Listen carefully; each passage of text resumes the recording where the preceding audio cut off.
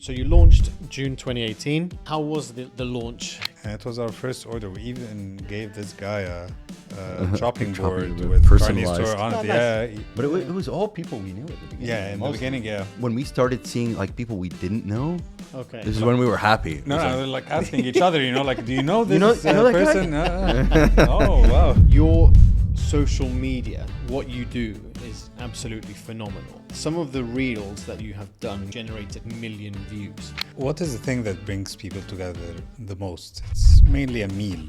To build a brand, you need to engage a little bit more. We thought that how could we expand on, like the brand and what we stand for through chefs and through food people. This is how Curbside Alchemy came along.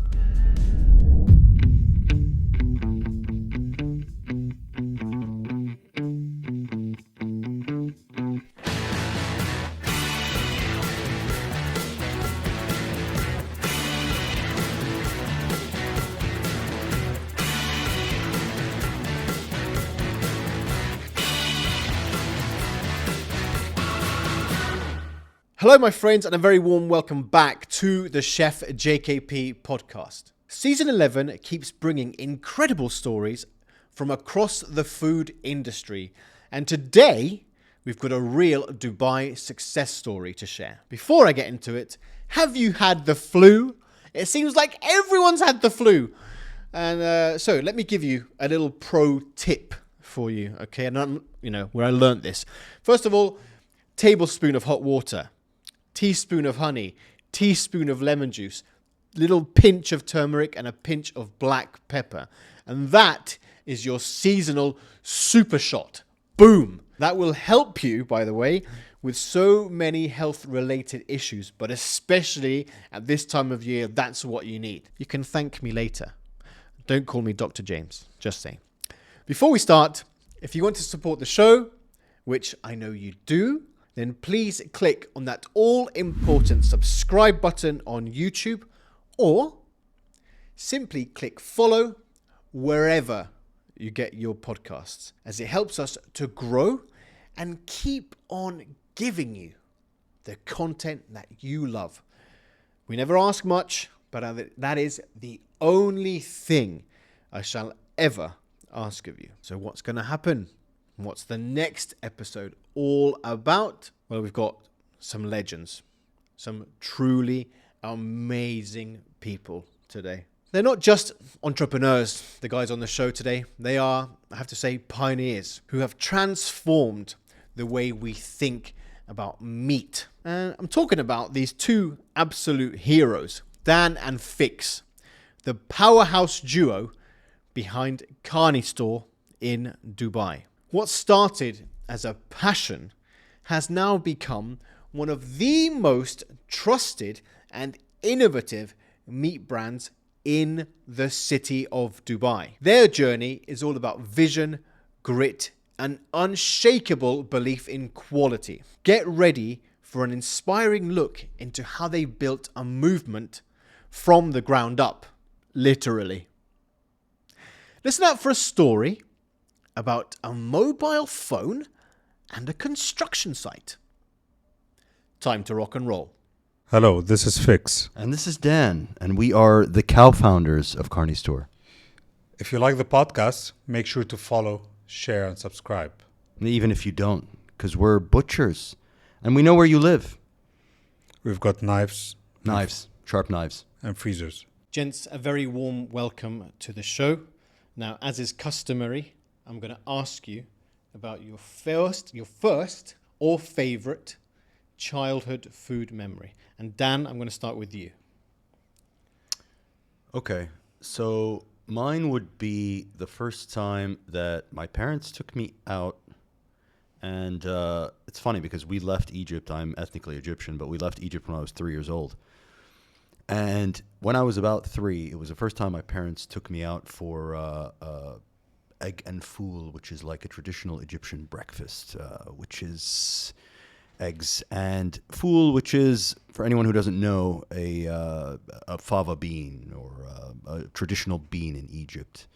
And for those who don't understand, or who only understand a Western concept of beans, or say like refried beans, or like the beans that you might have with your full English breakfast. No, it's nothing like that. It's more magical. It's got I think a very earthy concoction of flavors. So there's more of like an olive oil, cumin, and then you've got like a citrusy element, a lemon to it, well salted, and it's a beautiful thing. And of course, in Egypt, we fry the eggs. When you have your eggs, they're fried over really high heat using ghee, and it's usually a clarified butter ghee. It's usually a buffalo milk ghee that's reduced, and it's nice. And then in Egypt also, they separate out the ghee from the milk solids, and from the milk solids they create something else that's called like a morta, which is like a solids, fermented solid butter kind of thing that also adds into the seasoning. And I remember the first time they took me there, and we use obviously the Egyptian pita bread like a Lebanese, but it's kind of a little more, how can I say it? It has a stronger wheat base. You kind of feel like it's a less refined version of it, a little bit thicker, and you take that bite. Of course, you mix in the beans and the eggs, and you get a little bit of dip it in the ghee a little bit for good measure, and the runny yolk in there. And I remember that bite very well. I mean, I was 3 years old, but I remember that bite. That was, I would say, core memory bite. Those bites that you have. There's maybe like 6 or 7 in your childhood that like hit different. When you grow up to be a foodie, you can trace back that bite hit different. It was like, wow, okay, I like food. I know that I like food, and I'm gonna like food for the rest of my life. Love that. And Fix, for you? Well, usually it was around Easter. So also, I grew up in Egypt. Came here like 21 years back. And Easter, usually we had like Easter Eve, Easter, and then there's something called Shem Nessim, which is like the beginning of Easter. It's celebration in Egypt. So usually these 3 days, all the family goes and stays at my grandma's place. And it's continuous eating for more or less 2.5 days. Whoa. So, and usually it comes after Lent, where you've been fasting, for, let's say, 55 days being vegan. And then you just attack, like everything from Easter's Eve. So it starts with dinner, then all the cousins, we're all, like in 1 or 2 rooms, all sleeping, like on the floor and stuff, and sleeping. And then attending this night, next day, wake up, light breakfast, and then there's a huge lunch. Usually, like all the family and friends come, and it's a very, very big lunch. Like you'll have turkey, meat, chicken, feta, which is my favorite, which is, rice with, and the way we do it is like a crunchy bread that's done in ghee. And then, we use lamb neck, use the soup of the lamb neck, and some garlic, vinegar, and you put the lamb neck on. So it's rice, crunchy bread, lamb vinegar, lamb neck, vinegar, and garlic, and sometimes you put some yogurt on it. It's one of my favorite things to eat. Sounds amazing, though. It is good. But, you just have one plate and it knocks you out. It's super heavy, but it's amazing. And next day, and I think this was the day I always, I couldn't sleep, I was very excited about the next day after Easter, because usually this is where we have like an outdoor breakfast brunch type of thing, where, you had fatir, which is an Egyptian pie, and you have like honey, cream, ishta, cream, cheese, and like eggs with sausages, and it was like a whole like brunch thing. And then what was nice about it is that this is the day that usually like the parents will play sports with the kids, and will play like volleyball and football, and so remember lots of laughter, it was a fun day for kids growing up. And also there's this thing, I don't know, you don't eat fasiq, huh? I don't mind it. No, You don't no, mind it? yeah, Okay, yeah. so That's- yeah, I know it sounds weird, but you know, like it's It's out there. Yeah, It's out yeah, there, man. We like weird. yeah. So it's a rotten fish. It's a this is the best way I could say it. It's So what sort of fish is it traditionally? It's a let's say? mullet. Right, okay. Yeah, and then it is salted, and again, it's like a controlled decay process. In So what's Good words. it eaten with? bread, Lots of onions, and lots of lemon. Onions. Okay. yeah. Lots of lemon. So And bread, and then pita. so it's a Egyptian perfect pita. one for a date night. Exactly. Right. Yeah. You know, like maybe some garlic after. Yeah. Yeah, exactly. But then can I ask the both of you, what would be sort of the types of family meals and also the types of food that you would both have as teenagers, sort of growing up? Yeah, so for me, again, we very much lived the. I don't think I appreciated this as a teenager, but growing up in the United States, but still having the family meals of like the very Egyptian that my mother would love to make. The one I hold to, and again, the first memory I talked about has been with me because I would still say that eggs are one of my top 5 favorite foods. Love that. The other one that I remember a lot from later years and early teenage years is a Egyptian dish called molokhia, right? And there will be endless debate. You may have other people from various parts of the Levant that will tell you that molokhia needs to be a certain way. They're all wrong. It's the Egyptian way is a I soupy, second that. yeah, it's that soupy way, right? So it comes like in a bowl of soup, and then you have other things optional. You can eat rice with it. You can dip bread. There's chicken sometimes. But that soup for me, it's like it's that pot of gold that the leprechaun was looking for in all those cereal ads. You probably didn't have them in Britain, but the Lucky Charms. Yes, and yes. yeah. And that was it. I remember growing. I never used to complain. I mean, when we had that, obviously I was a kid growing up in the U.S. and I wanted to assimilate as much as possible. So I love McDonald's, and I wanted to eat cheeseburgers and hot dogs, and I wanted to eat all of those kind of things, and kind of like maybe just hide the Egyptian part of me, and you know, my parents and their broken accents and stuff like that in front of my friends. But this was the one I was super proud of. Like that was my, you know, through my teenage years, I just remember, again, that's another dish that just hits different because it's loaded with, I mean, you have chicken broth as the base of it, and my mom made a killer chicken broth. I mean, at Carnistore now we're very proud of our broth, but my mom made a killer chicken broth, and then it was just lots and lots of garlic. So you know, it would simmer it, and then you had garlic that was simmering inside, and then you had the other garlic that they would do at the end that they would fry and eat, and then pour on top. Beautiful. So it would like Coriander. yeah, with Right, coriander as right. well. So it would be like a crispy, brown garlicky goodness. And I'm telling you, I could put that in a coffee mug and take it with me. Can I just ask, did you introduce that also to your friends in the US at that time? So when they came over, it was the one that I was proud to introduce. Right. And they would like, you know, any of my friends that came for a sleepover, I'd get my mom, because again, I'm a huge foodie. So, and I would get my mom to like, I'm like, yeah, can you make some molokhia for them? And then the next morning we got to have bacon, so we can make them bacon and eggs, you know, just in case like this doesn't go, they're definitely going to like the bacon and eggs. Sure. And for all my friends, it was like the green soup, and they knew like the next day that it was like the green soup. And I think one of the traumatic memories is when I realized that at one point they were kind of making fun of me.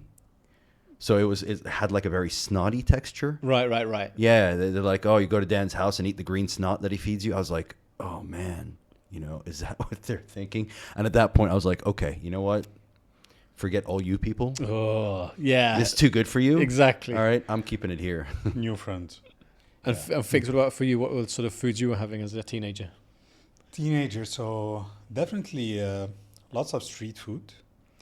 But I think the constant thing that, you know, like was for me growing up, I'm from Alexandria, so fish is very big in Alexandria because it's on the Mediterranean Sea. So the way how they cook it also is really good. I think it's the best type of seafood for me is the Alexandrian seafood. So And what is that way? What's the technique? so lots of it is actually grilled over charcoal. You have things like onion, garlic, um,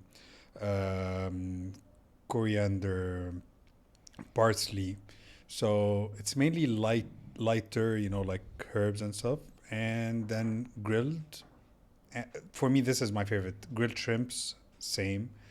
And they did fry some, like you have your fried calamari, Yeah. some fried fish, all these things. And then what else? Mussels, clams.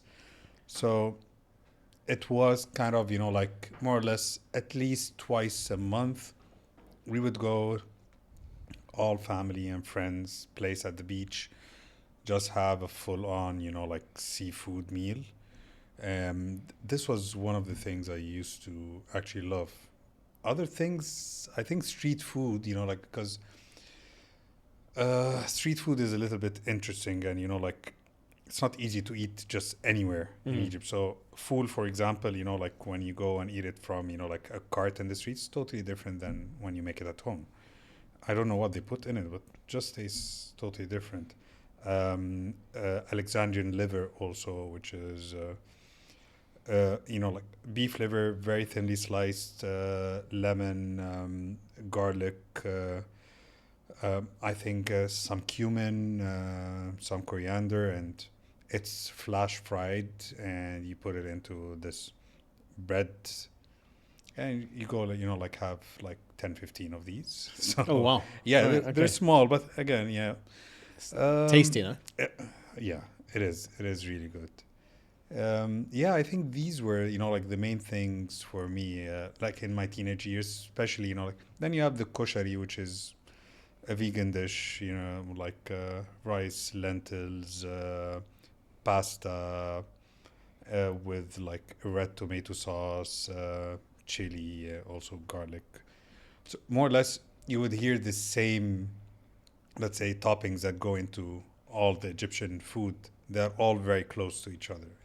But by the sounds of it, both of you already were, full-on foodies. And you weren't even chefs at the time or involved in F&B. So what were the sort of educational paths that either were decided for you or you decided to do it yourselves? So Dan, can I start with you? Yeah, so again, I think coming from that, the Egyptian, I know it sounds making this Egyptian thing sound very traumatic to my childhood, but no, it all worked out in the end. But again, it was very much, I think when I meet a lot of people from Asia, whether it be South Asia or East Asia, and we have these stories, it's like, I get you. We had the same kind of thing because there's this expectation.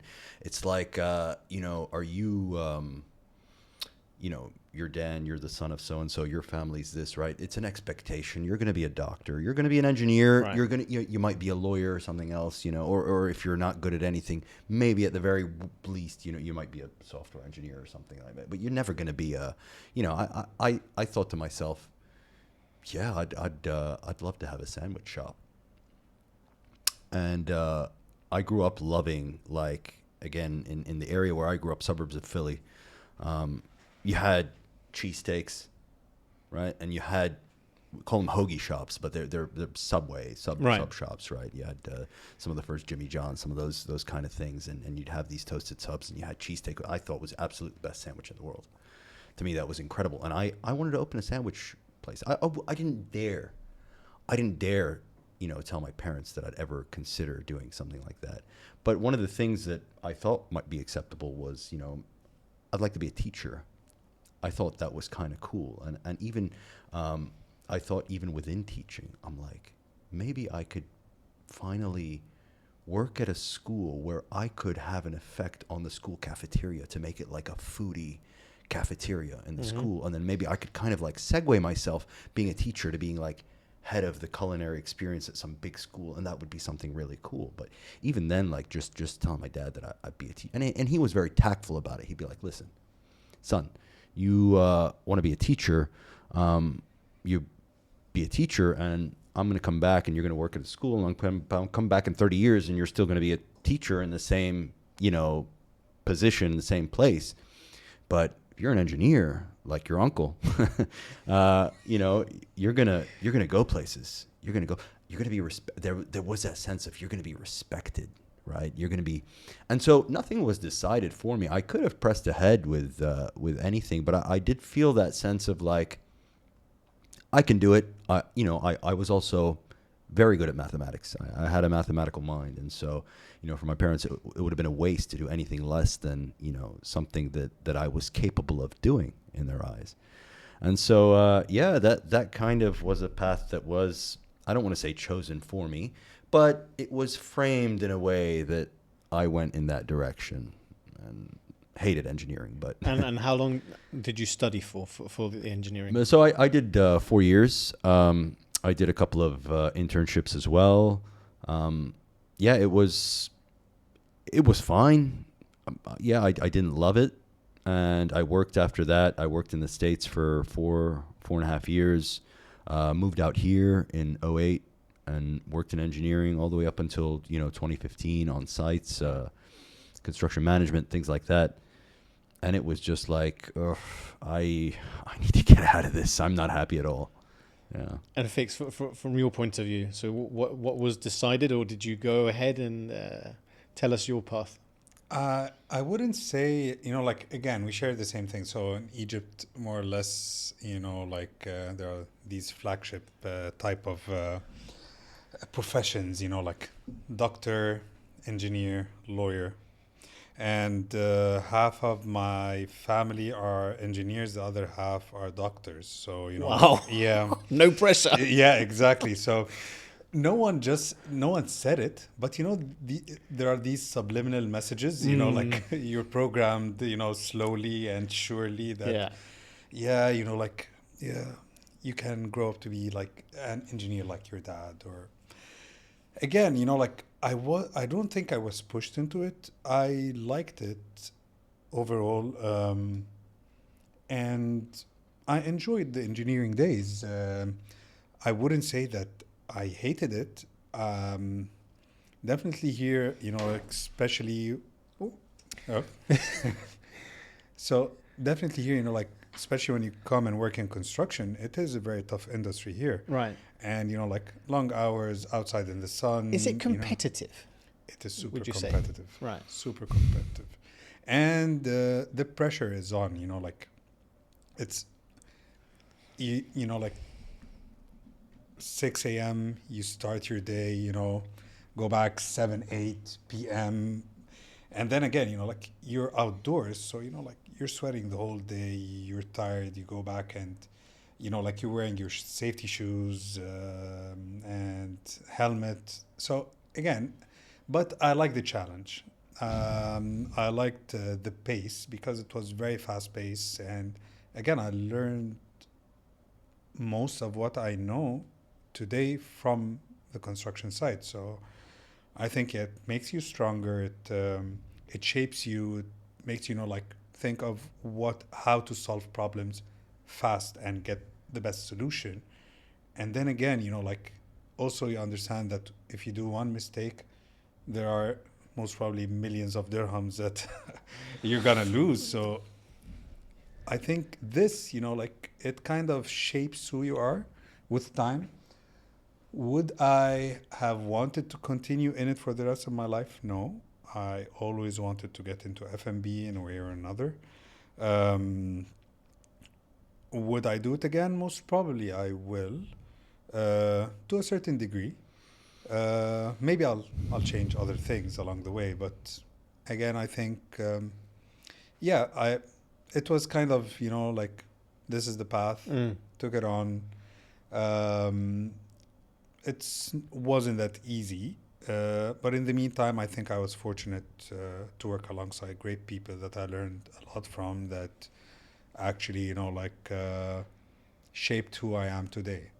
Because I want to ask the both of you, this is something that I have no sort of knowledge about, which is the construction side of things. And you also mentioned pressure, which I've also not heard from a construction sort of perspective. So I find that to be quite interesting. Now, when you say pressure, specifically within construction, can you just give me a little bit of an insight? I mean, is it more about the health and safety of the people that you work with? Is it more about the time management, the time pressure? Is it about the weather? I mean, because it must be a myriad of things. Yeah, so let's say, for example, you go to the site in the morning. You have, And let's say, you said you're on site 6, 7 a.m. yeah, usually around Right. around this time. So you go there. You have 500 workers. Okay. So first, you need to make sure that everything in terms of health and safety is there. Whether it is the water, electrolytes, they're wearing their protective equipment. They have the right permits. They have the right documentation. They have got the training, their briefing, all these things. So this is part of the team So that. that's 500 people, Yes. and they're all speaking different languages. Yes. They're not speaking your language. Yeah, that's for sure. not Right, speaking. right. Yeah. But then again, like with time, you learn some phrases, and like you try and communicate. Sure. Closer to the supervisory and the labor on projects. And so this is just the start of the day. After that, you just need to make sure that they have the work fronts open for them. So imagine you have a contractor that didn't finish his job, so you have 200 workers that are standing idle, not doing anything. Oh. Just because you didn't think of, or this person was delayed, this contractor was delayed 1 or 2 days, means other ones will not have a work front to start. You're receiving equipment in the meantime to be installed, and to install the equipment, you need to make sure the room is clean, it's painted, everything, there is no dust. And so there are lots of things working, the same time. And if you miss one of them, it will cause a delay, and the delay is worth lots of money. And so this is the pressure, in addition, of course, to weather factors, to different opinions, to lots of egos. There are lots of things involved. But was there? I mean, you can tell me or not tell me. Was there a particular sort of instance where it was the point where you sort of had enough on the job, or was there a particular incident where you were like, do you know what? I think this is. I mean, apart from your love of F&B and getting together for Carnistore, was there a particular sort of time when you were like, I think I've had enough of this? Yeah, for me, definitely. Yeah, for me, it was just a lot of so for me, the pressure was a little different. I think the pressure is depending on where you are within the construction and at what phase of the construction you're responsible for or whatnot. But one of the difficulties in construction is that the architects have it easy, or we always say the architects have it easy, because they design something, right? And then it's technically designed, and then it gets awarded to a contractor. And that contractor has to take what someone visualized and put, and make it reality. And oftentimes planning that, and you plan it, right, with breaking it down into tasks and assigning a certain number of man hours. I'm not going to get too technical. Sure. But assigning a certain number of man hours to every task with a little bit of float, which is like a little bit of wiggle room here and there, just so I can say that I'll deliver it within this time, right? And then for us, it was just coming into projects that, were severely underbid and overpromised so that the project could be won. Okay. Right? Right. And that happens a lot out here. Okay. It happens a lot. It happens all the time. And then there are these dirty tactics of like change orders. Oh, it's like, wait, no, we're going to value engineer this, or we're going to change something that you said to make it better for you as a client. And so they try to change it to get the money back. And again, it can get very technical and very silly, but it's just there's so much to it beyond what you just see. You think it's just straightforward. Oh, it's just like, it's engineering. Everything's got, no, there are games played and everything. And I remember for me, because of all of these games that were played, there was a period where I had to be spending so much extra time on the site, managing these very difficult situations of people who were in over their heads and didn't know what they were doing.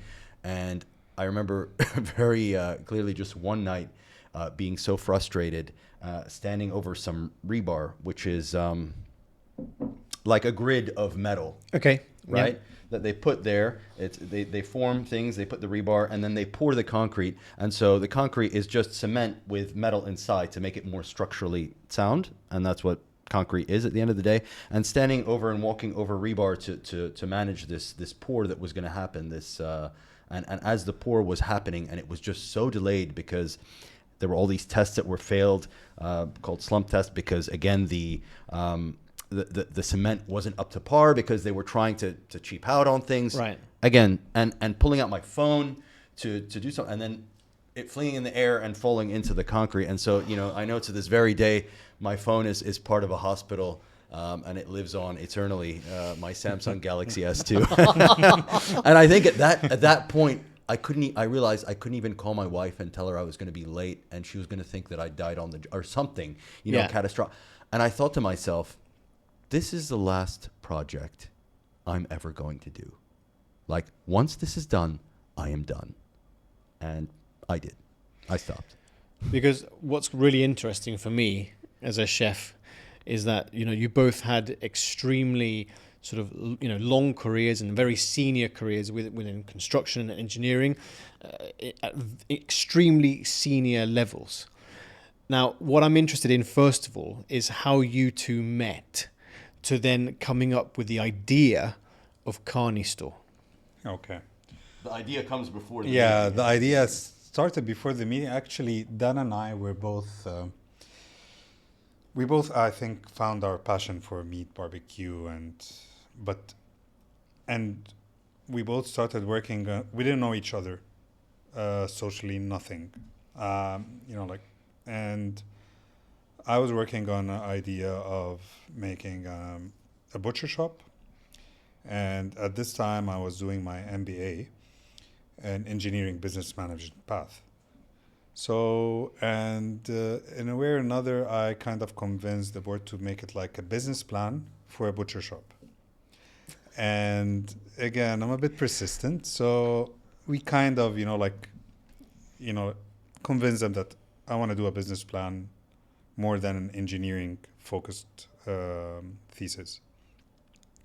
So started working on the idea, did my market research overall, and I was hooked up on the idea. And I remember these days, I used to, especially on the weekends, go back home, eat, sleep, wake around 1 a.m.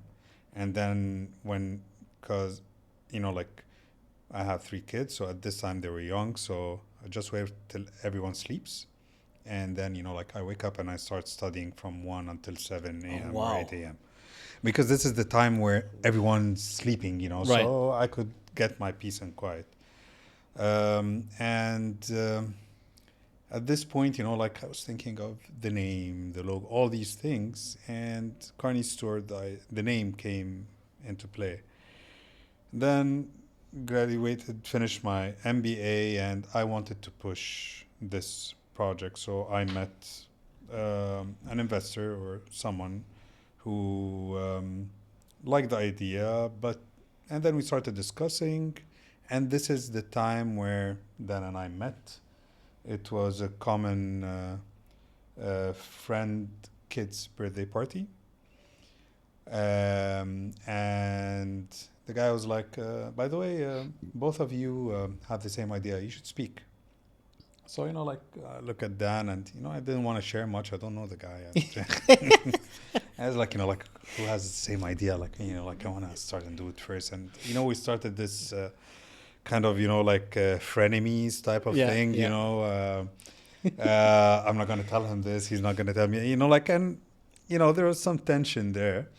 But actually, we kept in contact for some weird reason. The partner I had, we didn't continue together, and in this relationship, I was a passionate person about the project, and Dan will tell you his side. But then again, at a point, we went, had coffee, and why don't we do this? And I remember at the time when the investor didn't continue the project, we were thinking of ideas on how to make this, with less money, because we didn't have enough money to start the project. And Christina, my wife, was like, why don't you make it online? I'm like, yeah, makes sense. Why don't we make it online? And then we started, like diverting the idea for it to be online. And then again, when Dan and I got together, we both had things that we wanted to do. And then he also didn't continue with his partners. So we decided, like to merge both ideas and start Carnistore together as more or less, I would say it's the first digitally native online butchery. So when did it sort of officially start? We officially opened June 2018. Okay, so 2018. Yeah, June 2018. So can you walk me through the year before you opened? What was going on? Because again, you're not F&B background.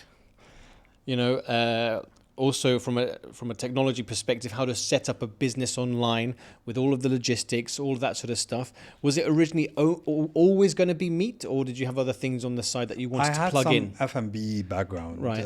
Yeah. So this helped us maybe a little bit in the beginning, setting up shop, like getting the approvals and so forth, understanding a little bit. So I had a franchise before, so I kind of learned a lot in during this period.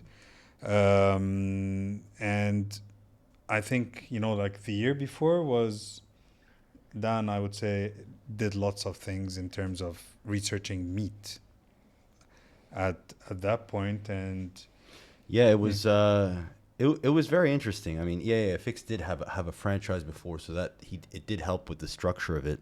But then I think when we got together, we knew what we wanted to do.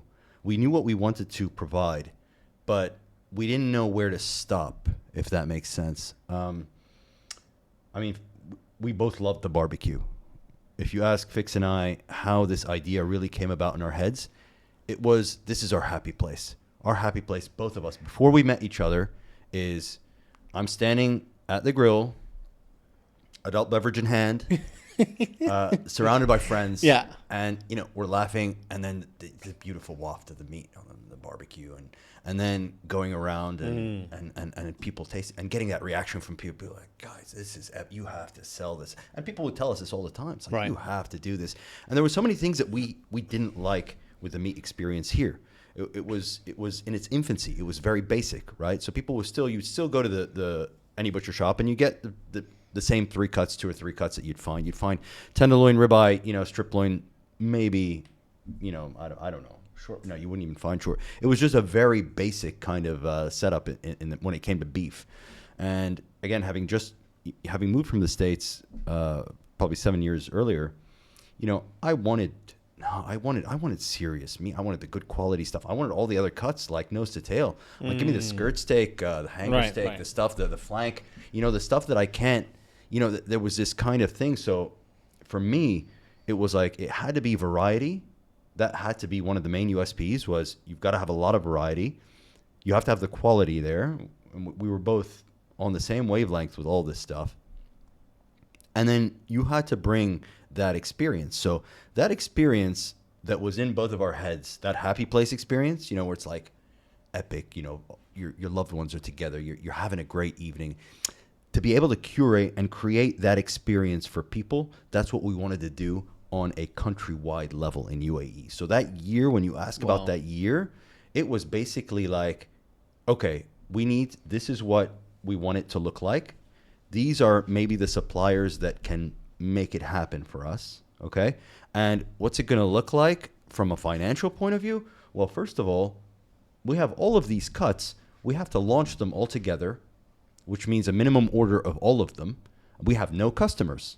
So we know that we're going to blow a lot of money in expiring product because we're going to launch all of these. It's not like we're launching with one thing, with brisket. You know what I mean? Chicken breast or something. Right. Yeah. No, we've got all of these things, and they're all on the clock. You have to sell them. 100%. And we even started with all of these things plus 3 grades of everything. Like there's a Wagyu, there's an Angus, there's a grass-fed. Yeah. I mean, there's a lot we would have done different. It was an expensive lesson to learn. I was going to say. Expensive lesson to learn. But again, in that time, it was just like juggling all of these things with the constraints of being like, this is fixed, this is me, and this is our savings.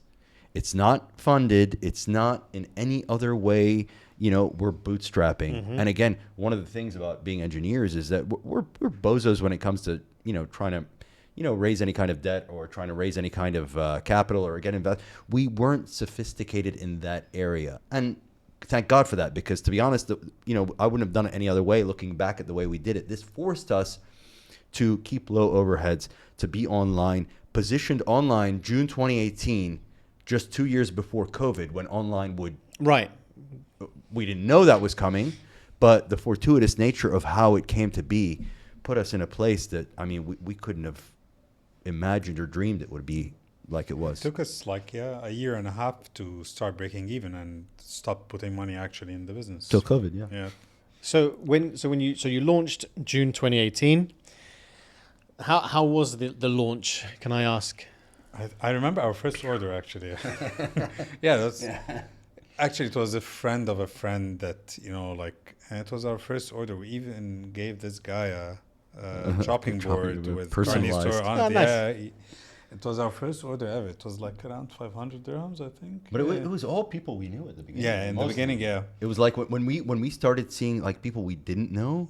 Okay. This is when we were happy. No, we were like asking each other, do you know this person? Oh, wow. So then how did things gradually start to sort of take traction and for you to be able to, because just to put it into business terms, protein is super expensive. And as you said, you've got a shelf life, it's sitting there. And as the months sort of go forward and you're sitting at the clock, it's just money. So how were you able to sort of push the business along in order for you not to have a lot of wastage, let's say? No, I think in the beginning, just one day before expiry, Dan and I are eating all the meat. Oh man! No, we're giving it out and giving it to friends and so eat it today. I think one of the cool things we did was we used it as an opportunity for marketing. We realized that we're online. The only way we can communicate with our customers is through marketing. Right. I know we're going to talk about that later, but we also did that in terms of activating our own brand. So we would go out and do free caterings for communities. So we would go to tried to go to Americans in Dubai on Facebook. I remember that first thing. And we're going to be we're going to sponsor this Thanksgiving. Oh, and wow. we did, 22 turkeys. And that hurt, free of charge, catered the whole thing. But that was our way of getting customers, getting our name out. and being able to utilize that product that's going to go off anyway in a few days, and being like, you know what, instead of just freezing it, putting in our freezers and giving trying to give it out to friends or whatever, let's use this in a different way. And so we sought out all these communities. We even sought out corporates, been like, hey, we'd love to do a free catering for you, we'd love to and that was kind of the way that we started building our brand. And did that sort of marketing style work? Did you start seeing traction straight away? Yeah, I think the catering, at a point in time, catering was 25% of our business, and it was mainly on the weekends. Then and I would go to the caterings, or we'll divide and conquer. Each one will take one, and we'll go there personally. Grill, have a chat with people, talk about Carnistore, talk about the product, and so forth. And at a point in time, I think it helped us spread the word faster, let's say on the ground. But I think at that time we weren't still very, tech savvy in terms of marketing, online marketing, digital marketing, and how to do it, and how much, do you spend, and the return, and all these things. So these are things we learned on the job, and I think now we've been doing it for 7 years, and definitely with 7 years we have reached now a level of maturity that's difficult for anyone that's starting new to reach this level. So lots of wrong decisions, lots of tweaking, lots of changing or improving efficiency, and up to date we're still improving on our efficiency in terms of our online spend and marketing. And it is a very big part of what we do, or our learning curve, And I think this is where we actually started seeing, yes, no, we need to spend in marketing in order to have your name out, in order to, get, let's say, more clicks or more conversions and so forth. And the good thing is that you can track everything. and you can see what's happening exactly. So you do understand where your money is going and what is the return on what you're spending on. Yeah, and I think till COVID happened, I know COVID was mean to the F&B or to some part of the F&B, but It was so good for us. It Well, I was was going to say, really- so yeah, what yeah. happened during that time? Because obviously, as you said, everything went online, so you already had nearly 2 years worth of experience online. So did it explode straight away, or I think it was in the first 1 week of COVID. This is where we were tested the most in our career, I think. Oh man, it was something it else. was crazy. It was something we instantly. So we had, to give you an idea. I mean, it was busy season. COVID Right. happened in busy season, and for us, we'd been open for 18 months or so, 19 months, and this was all online, right? all online, right? all online. And at that point, we were doing about 14, 15 orders a day, about enough for us to break even. Keeping in mind, we had just hired our 4th employee. Right. So I mean, this is. I mean, today we're well in our 50s. I mean, we had our 4th employee at that time, and it was fine. 14, 15 orders a day. Breaking even, and Fix and I looking forward to maybe a summer where we don't have to put money back in the business like every day before, to make payroll and then the COVID was in the news. It wasn't yet officially an epidemic. We couldn't have imagined something called lockdown. We had no idea. But again, there were people that were more afraid at the time. This is again before it went crazy. Right. And then there were people that are like, whatever, you don't remember SARS and all those others, it's going to blow over. And I was one of those people in the it's going to blow over camp, where I remember very well Fix's wife, Tina, was like, oh my goodness, it's the end of the world. And what's funny is the day that we realized, it's like they announced lockdown from, I think it was a Friday. They announced that from Monday there would be this lockdown. That announcement came. Our website went crazy. We had a limiter on the website of 100 orders per day, and that's it. And this is like 100 orders, and we were doing 14, 15. So, and this was very optimistic. It's like, 100 orders, we'll never reach this. Just put it just Can you in case. imagine if we get to 100? We'd be million. We're going to be. We've made it. Like if we hit 100 orders, like this was fixed. This was a pipe dream for us. It was like, do you imagine if we ever hit 100 orders? No way. Like no way. This is where, at this point, I'll quit my job and, full time and, I'll join Dan full time in the business. And we're gonna be having exotic drinks in the summers, and it's gonna be great. I mean, this is gonna be, this is gonna be. Yeah. It was that like, oof, yes, And then so, one of the other things that I don't know if you know that we have is we do same day delivery, right? Yes. So as long as you order before 2 p.m., we do same day delivery. That day, we hit the 100. People couldn't order for the same day. The 100 for the next day filled up and sold out same day.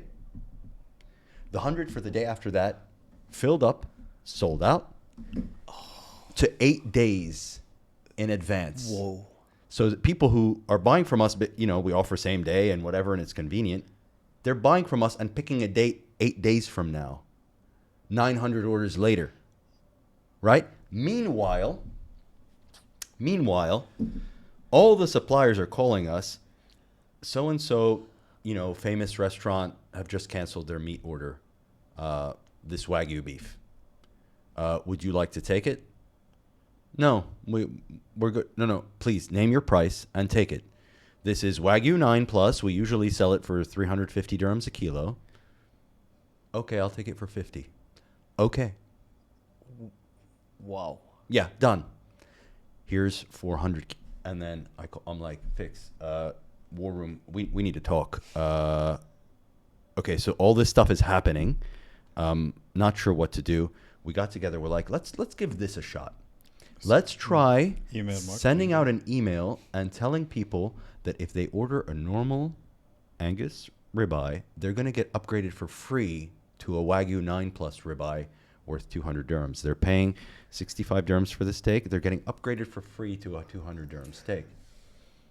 We sold out 400 kilos in under an hour of this stuff, and this was just a theme. And we didn't have a big database back then, like we had 1,700 customers on our database. I mean, keep in mind today we have over 60,000. Right. But at that time, it was like this was everything was like this for our business, but we didn't have the infrastructure to cope. We're still 4 customers, four employees, yeah. right? And at that point, I joined full time, and I was sitting there, working 14-hour days, taking orders from the head butcher and cutting myself, and then going out and delivering. Right. We had lots of returns at this.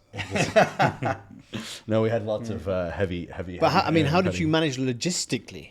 This is the thing. So it was all hands on deck. So Fix would, even after work, he'd come and he'd help deliver, and we'd be delivering, and we'd have friends helping us deliver, and we'd have, we were getting different companies to help us and trying to get the product out You there. had to have all the passes and everything You to had say to that have- you're a food handler and all Yes, this kind of stuff, right? Yes, and I would get those printed early morning. Yeah. So I would get all of those for our staff, for me, and then I would hand them out. I was handing them out to who wants to deliver for us. Here you go. Yeah. I've got the stamp. I've got the signature. way. We couldn't, there was no way that we could cope with this. It was just insane. And I remember another fortuitous thing that happened at the time was my neighbor was general manager of the Fairmont Group. And I was telling him these issues over, a nice beverage in the evening after I'm really tired, just knackered, and he's at home. And he's like, we have 800 staff that are furloughed. They're just furloughed at home. We're just paying for their accommodation, but we can't, the hotels are all closed. He's like, go through the database and take whoever you need. And to this day, some of our best employees we got from that because they were furloughed during COVID. So everything was available for us at the time, and it was just all working out. And skilled staff. Yeah. as Yeah. well. Yeah, and I think we doubled, in a matter of a month or something. And then from then we started building more and more. And then I think the good thing is that after COVID, gave us a big boost because, again, in the beginning, it was very difficult for people, especially in the region, to understand that, I'm going to buy meat online. Lots of people still want to see their meat, before they buy it. It's like when you buy your first shirt or shoe online. Sure. In the beginning, there's this stigma, you don't want to, let me give it a try. Once it goes well, it's like, okay, I'm going to buy all my shoes online now. Let's say, for example. So I think it broke this barrier during this time because people had to buy premium meat or their meat online. So it broke this barrier. And from then, I think people were way more open to the idea that, okay, these guys are trustworthy, or, I know someone who got from them, so I'll give them a try. And from that point, we started building more and more on the idea of online, and we started, focusing more, spending more online and so forth. But we believe that COVID was this was gonna happen, in a way or another. But COVID was kind of a free accelerator that came, at the 8, 9, 10x, acceleration that would have taken, the industry maybe another 3-4 years. And this, we think, was, for us, the blessing that came with COVID. So when did you actually, both of you, make the decision to have a sort of brick and mortar space? So I think it didn't come this way. So we didn't want to have, we always, until date, I would say 97% of our orders are online. You have, let's say, 3 to 5% average in terms of walk-ins. Yeah, depending on the season. Yeah. But mainly we're still online. But the idea is the move to Alserkal Avenue, definitely, it's a great community over there. And But when did that happen? yeah, we were looking for space. We didn't have, we were getting equipment and we didn't know where to put it. And the place was very, very, very small for us. 1,500 Yeah. square feet, the first place. Yeah. No electricity to add anything. There was no way for us to continue there. So at this point, we were looking for spaces. And looking all around Al-Quds, and usually this area, the electricity is very difficult. So, and I remember at this time we found a place. We even, had a deal. Yeah, it's a painful story till now, but yeah, we had a deal, um, that we're gonna pay the first year of rent up front, and we're gonna get a discount. We paid the money and all, we asked him if we can increase. He's like, yeah, no problem. This.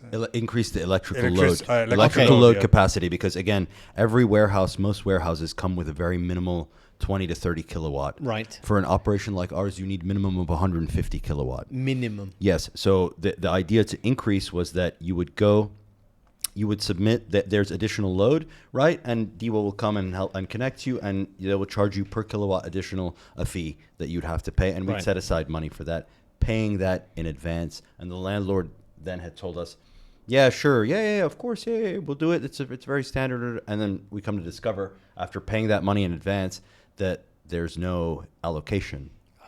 Actually, and we found a way, Ugh. and DEWA were very helpful back then. We found a way, but the landlord wasn't that helpful. And we asked him, actually, we're gonna build the substation for you, so we're gonna pay it. It's like, no, I don't want to take any space from. And this is at the point where actually, one of our customers was with a Alserkal team, and we didn't know, for us, Alserkal Avenue is always super cool place, and we didn't even try to go and knock on their door, and we're like, yeah, we're looking to move out of here and stuff, and we didn't know that this person worked with Alserkal, and the person was like, you know what, are you interested in Alserkal Avenue? I'm like, yeah, that would be great. But I don't think it's, we're a butcher shop going there. It's not going to happen. Yeah, it's not going to happen. They're like, actually, you have a cool concept. And at this time, our socials were, we're working well, and we've developed the brand, and the name was starting to go out. Why don't you make a pitch and let's see how things go? Okay. We did it, and then response was great. Had some meetings. Team was great. They said, you know what, we think it's you're craft people, what you do, and it's a homegrown brand, and again, it's something that's very different from anyone else in the market. We like what you do, and we found the space. We agreed on the space, and from there we thought of the idea of definitely going to Alserkal Avenue. We need to have a nice front of house area, for customers to come in, chill. But again, we didn't want to lose our, digital or, being an online business. So we didn't want to lose our persona, let's say. So we did this digital kiosks where you can go and browse, and it's the same exact experience where you can get online on our app. You can go in the store, go on the kiosk. I know it's not everyone would like it, so people that don't like it, they will come, they will speak with customer service, will advise, will have a chat, then they can have a cup of free bone broth, which is always there on tap, and chill, wait for their order and take it and leave. So when did you officially open that space? We officially opened in November 2023. So we're about to be 2 years. 2 months from now, it'll be 2 years since we moved into that space. Because it's a really beautiful space, as you said. It's you sort of you walk in, you have those sort of digital kiosks, but it looks like an open kitchen style, so it's really amazing for the guests who walk in. But that's just a very small part of the business, because if you go in behind, it's just another world altogether. So can you walk me through that for any guests who are listening or viewing who have never sort of experienced it before? Well, you're one of the privileged few who have had the opportunity. I think that's where we met to walk you through there. Yeah, but a lot of our guests don't understand that front of house area is the tip of the iceberg. That's 10% thereabouts of the operation. And yeah, so when you walk in, we have this nice engaging space that's not, it's a little bit rustic, a little bit rough. You know, there's a corrugated metal, and we're trying to make it kind of encapsulate who we are. Again, a very casual, rebellious kind of brand, but we take quality customer service very seriously. Once you go to the back, and of course, there's access control, egress and access from there. Once you go there, then it's kind of like, oof, you're transported into a world where everything is completely different, and that's where our operation starts. So, you know, you walk through this kind of maze, and if you don't know your way, you could easily get lost. But, you know, you walk through first, and there's the hot kitchen. Everything is separated out. We have a separate chicken prep, fish prep, red meat prep, where the beef and the lamb happens. And then you kind of walk through. There are staff areas, locker rooms, things like that. And then upstairs, there's a nice office area where we all we sit and get our work done during the day. So everything happens. I mean, everything. All of the tens of thousands of customers, our B2B customers, everything is served from that space. Because I was going to say, did you have the vision originally when you knew you had the tender and you won the space? How did the front of house design come about? Yeah, so Dan and I traveled a couple of times for work, and whenever we go find a space, you know, we'll take some pictures and, you know, have like a mood board. And then we appointed a contractor, and we were like, this is how we want this space to look like. And we had lots of different pictures, lots of different ideas. And again, you know, like it was a render after a render after, and then at the end it's like, okay, yeah, this seems okay. We like this front of house, and, you know, like the hidden door and these type of elements, we agreed to, you know, like the main elements. And I think this wasn't the most difficult part.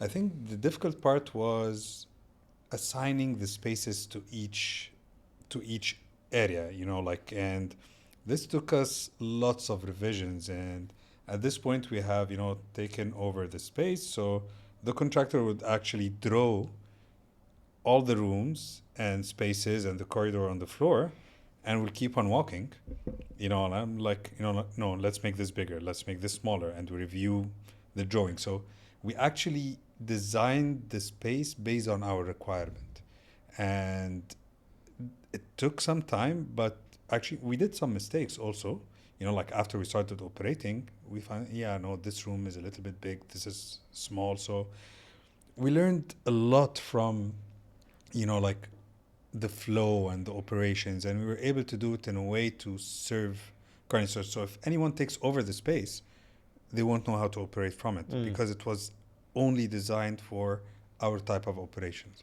And the front of house, I think when we went to that barbecue, we went to a barbecue place in Chicago. Yeah, what was it called? I don't know, Green something? Green something. Yeah, something, I don't know, something. But it was like this recommended, and again, Fix was saying, we travel a lot for work. And again, this is part of like what we do is we everywhere that when we source something, we go travel, we check on the program, we witness the slaughter, and do all our due diligence and stuff to. So it's fun though. I mean, we get to travel a lot. But when we were in Chicago and we went to this barbecue restaurant, I think it was one place that we went in and sat down, and we're like, okay, cool. We want our space to look like this, don't we? Yeah, we want our space to look like this. And at that point, Fix didn't even wait. He snapped, WhatsApped all these photos to the contractor.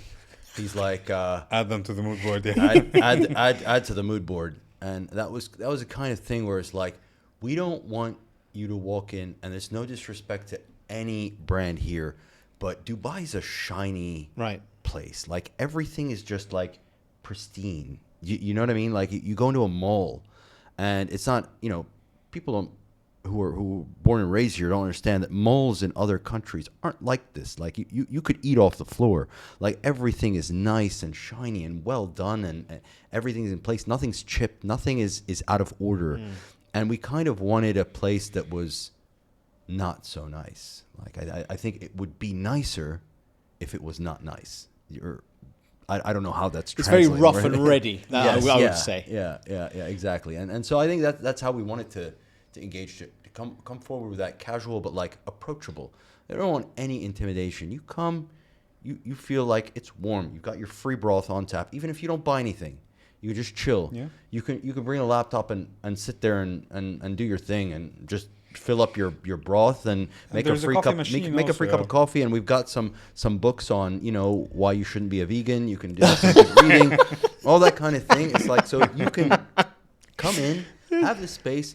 We'd love to, and Fix and I, we'd like to spend half hour to an hour if we have time downstairs, just talking to customers. Right. And a lot of those conversations, what Fix said earlier when we met Shannon, and when the person who had worked at Alserkal who came in, Fix and I happened to be there. We didn't know who she was or who her husband was, but again, we had brisket with them. We had a meal. They were from a place in New York about an hour away from where I grew up, and we just had this great conversation, not knowing anything about who they were. And at the time, you have to understand that Alserkal Avenue is a place that has hundreds of companies on the waiting list. Like to actually take a spot to be a tenant there is one of the most desirable places. I would say it's much easier to get into a mall than it is to get into an Alserkal Avenue. And that kind of thing, just where it's like you make conversation, you meet, you get to know people, and then opportunities come later because you've treated that, you've brought that community element first and foremost, and then things happen. And so we love that. And again, that it goes back to that whole barbecue and hosting and being together. We love being down with our customers. And a lot of times customers come in and we're testing something. You have our little test kitchen there, and we just, we say, oh, this is great. And then we just walk out. It's like, hey, you got to try this. There's just customers sitting there. They're like, oh, I'm not hungry. And it's like, no, you don't have a choice. Here, no, Enjoy. no utensils. Use your finger. Like that. That's the kind of thing that we kind of want to get out there. It's like, hey, we're family here, right? At the end of the day, let's have a little fun right now. It's mundane. Let's break things up. Let's have fun. Because I wanted to talk to you about community, and specifically the foodie community, not just within Alserkal, but also within Dubai and the UAE. Now, your social media, what you do is absolutely phenomenal. Some of the reels that you have done and created have sort of generated nearly over 12 million views. And that's just one. So number one, I wanted to ask you about your thought processes behind those reels, because they're very comedic, but also at the same time, when you curate experiences like curbside alchemy, for example, these things are super important, not just for your brand, but you're also doing it for a wider community. But specifically, the reels that I love are the ones where you two, it's very Guy Ritchie-esque, I would say, when it comes to curating. But the curbside alchemy specifically, to get that lineup of chefs all together, to get their time, number one, to film, number two, to actually get them in that space. Why is community so important to you, and to sort of really be within, educating people, not just with your stores, but also pushing as I said, the wider community, foodies coming from all over? Because I think it's just phenomenal what you're doing in that respect. What is the thing that brings people together the most? It's mainly a meal at the end of the day. So I think now, or let's say in last few years, there are lots of people that actually are lots of homegrown talent, lots of people that started in Dubai, lots of people that want to give back to the community and help new people getting into, which wasn't that easy when we started, because maybe back then we didn't know the right people, or we weren't connected with the right community, so maybe we didn't get that much help that we would like to help chefs, food enthusiasts, to have their things and come together and be able to showcase what they do. So it's, for us, community. And again, to build a brand and to build a brand name, you need to engage a little bit more, because the more that you're comfortable with the brand, it's like if the brand has the same values, they have the same vibe, you feel when you go on on the social media, it's like, yeah, these guys look cool, or this brand looks nice, or this product looks good. When I go on the website, yeah, it works well, it doesn't glitch, this and that. And when I have a problem, I call customer service and they're helpful. So this all, brand, at the end of the day, we want the brand to show, like what we stand for. And a very big part of what we stand for is community. So for us, we thought that how could we, like expand on, like the brand and what we stand for through chefs and through food people. And this is how Curbside Alchemy came along. Definitely we have our team, whether it comes to the videos, so they came up with the idea, our marketing team, and And you agreed, which is good.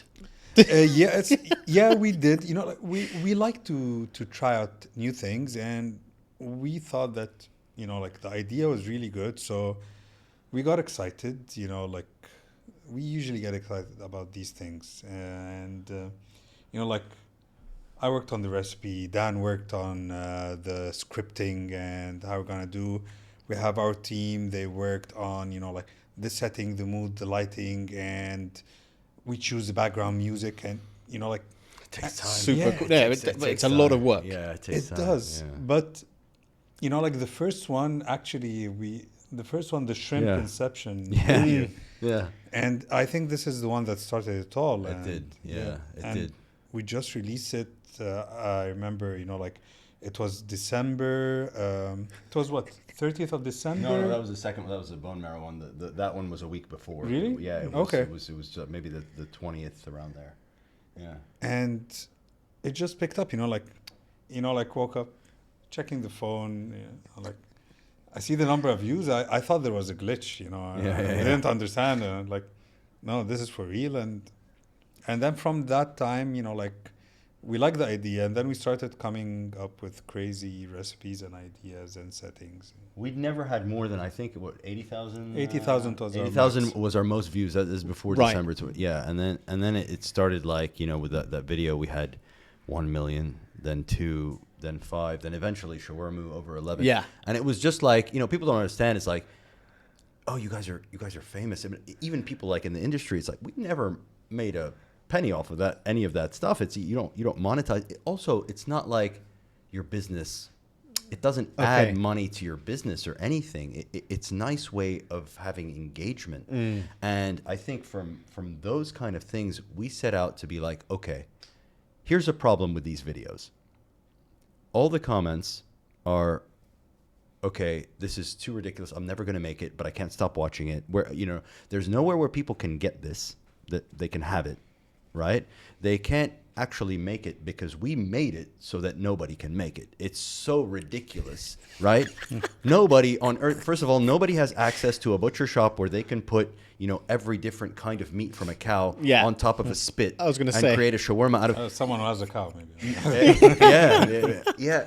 Or the whole point was to make it so ridiculous, and that's why it gets so many views, right? But then at some point, and I think this is with Curbside Alchemy, and lately what we've been doing with the restaurants, with the cachapa and whatnot, we decided to be like, let's add value to this.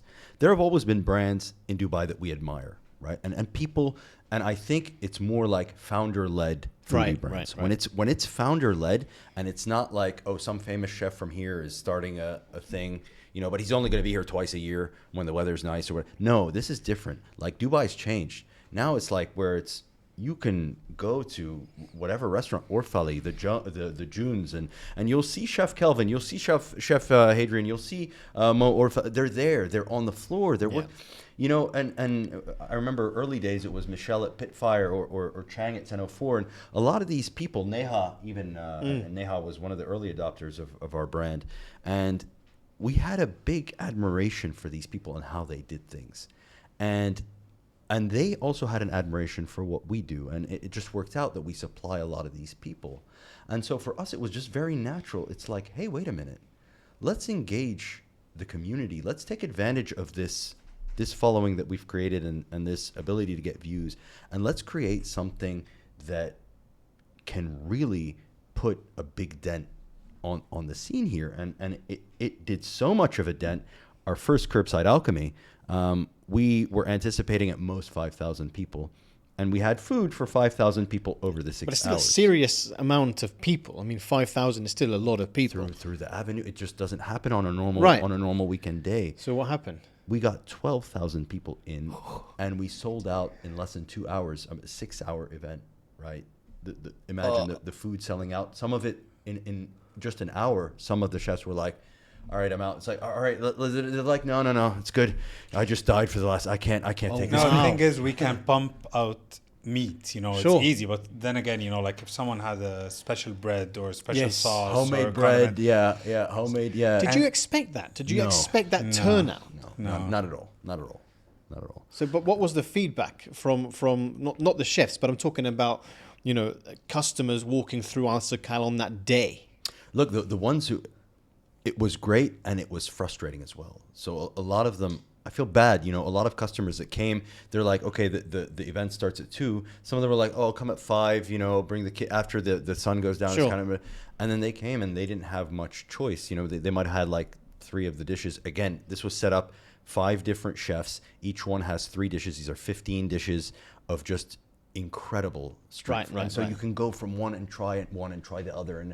And then, some people got there and it was just like, there's hardly anything left. And sorry, this is, and some people were really upset. It's like, oh, this is a food event. You've sold out in, 2 hours. Great. Well, I think all it's amazing, by the way. Yeah, all this for us, because we had to eat, we ate, we were there. All this marketing and everything that went into it, and people getting excited and a lot of different people reposting it. I remember on Dubai Eye as well, we had on 2 different shows they were talking, and so it was there was all this anticipation, and then, but that's kind of what we always wanted to do with this, was we wanted to make it like that. And I think after that we did a recent video, a cachapa, where we thought to ourselves, let's take this dream concept and let's do it with our B2B customers. So the restaurants we supply, the chefs, we're going to go to them, work with them. And the first one was Margarita from Soul Kitchen. Yeah. We told her, what's a street food that from your country that we can make into some ridiculous way of doing it, and we can actually have it as a special. So instead of having these ridiculous foods that no one can get, we can engage a community by saying, hey, here's an over-the-top video. You're never going to make it home, but you could just go to Soul Kitchen and have it, right? And so we did this video and I encourage anyone who hasn't seen it to go watch that. And then she was just selling out, like, so, wow. she was texting us. She's like, guys, it was meant to be a 2-week special, and I'm just keeping it because it keeps selling out. And so, we're that's gonna amazing. keep it there. Yeah. But I think it's such a wonderful way to also not just engage the customers, but also have a huge amount of trust from a B2B perspective as well from these homegrown heroes, because what I always harp on about is the fact that Dubai is the gastronomic capital of the Middle East. From a fine dining perspective through to, various different street food vendors, so on and so forth. But people really, here I've never seen such a hardcore foodie crowd. Not just with chefs in particular, but as you said, with families, with different communities.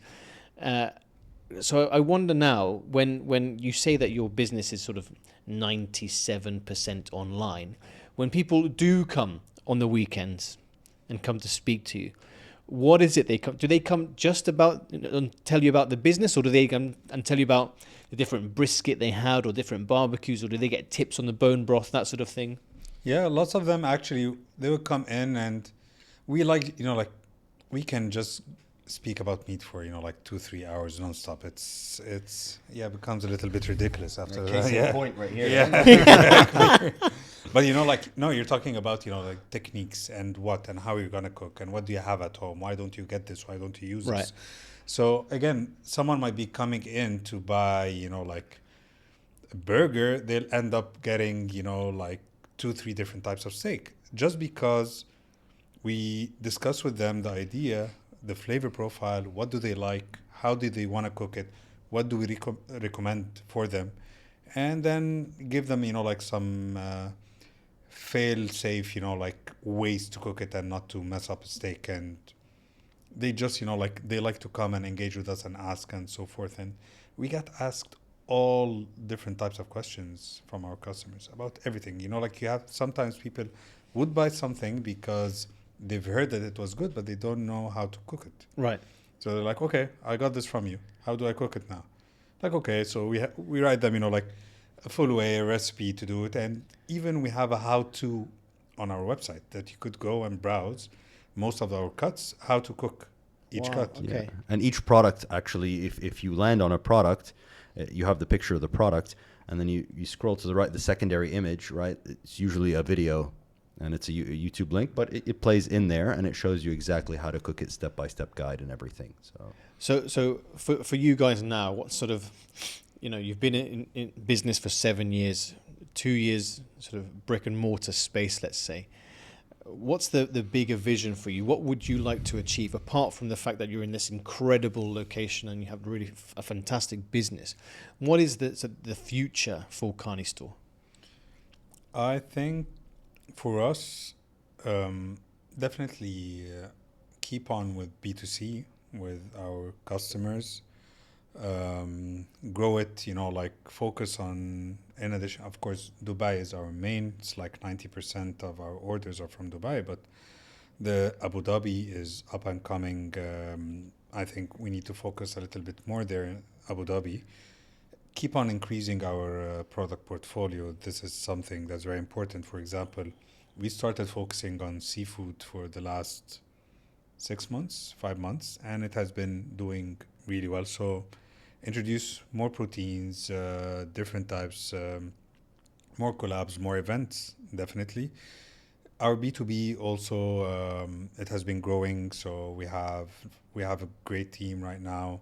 They're growing, they're signing more. And again, for us, it's not about just supplying meat. It is about working with our partners. So there is, like one of the new burger restaurants that have been doing great. We worked with them on the development of the recipe, and we had a workshop, like 4 hours of creating this patty, which is unique, which, like the blend and everything. So we enjoy these type of projects, like to work early on with new concepts and support them in a way that actually we weren't supported when we started. And it is very difficult for new restaurants to get the support, because if you go to a supplier, most probably you're going to tell you, this is the minimum, this is security check, this is that, and we'll not supply with these small quantities. For us, we don't do this. So someone comes, we see that they're passionate about what they do, they love what they do, we support them no matter what.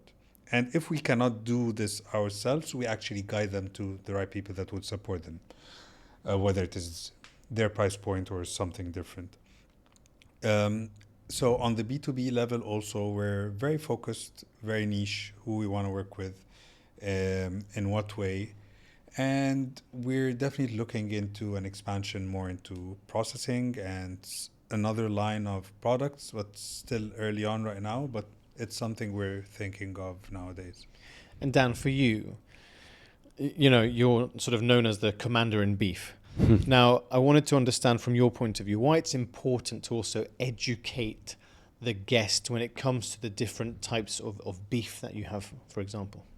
Well, for many reasons. First of all, I'm a health freak, and a lot of people, when they walk in and they look at us or they meet us, or whatever, they're like, "How can you be fit? You work in a meat, how's your cholesterol and all these things?" And I want to kind of like dispel a lot of the myths around things, right? And for me, education is, I'm an eternally curious person. Fix as well. Curiosity is one of our core values, right? And I really want people to understand the industry and understand what it is that we're trying to do. I mean, we have so many things in this mission, but again, the 3 segments of people that have gravitated towards us a lot of it has been around either the love of meat, enthusiasts, aficionados, or health. Right. People wanting to eat clean. People who used to be on different diets, whether it be meat-free or whatever, and their guts have suffered, their mental health has suffered, and then they've come the other way and discovered that eating clean meat, there's no substitute for it, right? You're getting the full line of the iron, the B12s, your hair, skin, nails, everything, your mental health. You're able to cognitively function on a different level. And so being able to educate people on how meat is good when it's done right, when it's done responsibly, how it's actually part of a sustainable ecosystem, a regenerative ecosystem, and how to do it, dispelling a lot of the other myths like, oh, I have to eat it well done or else I'm eating blood. No, that's not blood. The blood is drained at the time of slaughter. It runs in the veins and arteries. This is myoglobin because it's again, this is red meat. It's different. And so kind of educating people on that element and how it can come into a very healthy lifestyle is mission number one. I mean, there's so many things, even when we talk B2B, we would love for all restaurants to stop frying in seed oils, stop using vegetable oils, start using, a tallow or a ghee or something that's actually high smoke point, much healthier for you. It's not carcinogenic and going to cause you all of these other the inflammation and all of the other problems that come with amazing it. also. And tastes much better. There's so much to actually preaching this and then showing people. And let me show you and let me taste you, not taste you, but have you taste what I'm talking about in a way that is like, this is why when you look at this passion, I had to fix it myself. It's like, no, we truly believe it. And so it's our duty to kind of bring that and pass it on to our customers. Things like offal, for example, like organ meat.